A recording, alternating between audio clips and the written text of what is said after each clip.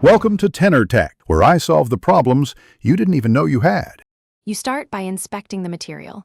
Play each clip and watch Final Cut Pro's audio meters to find peaks, noise, or silence. Create a short reference clip at your target loudness, for example -16 LUFS, so you have a consistent target. This helps later matching. Assign roles to dialogue, music, and effects so you can solo or mute groups quickly. Once done, detach problematic audio if it's tied to a bad camera track, so you can work on a clean file. Now you clean and shape sound. First apply noise reduction to remove hiss, then hum removal if you detect 50/60 Hz buzz.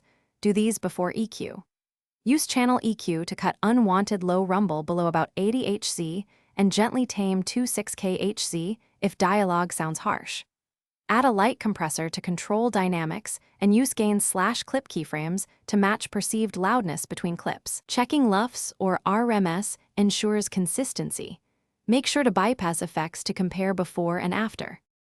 Finish by exporting a short test at your final codec and bitrate and listen on multiple systems: headphones, laptop speakers, and phone.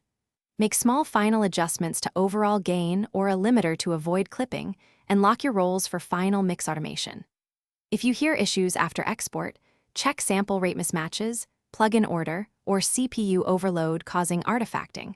Often moving a plugin or changing real-time rendering fixes it. If all else fails, revert to your reference clip to diagnose where the chain diverged. Thanks for watching. Subscribe to keep your life in tune.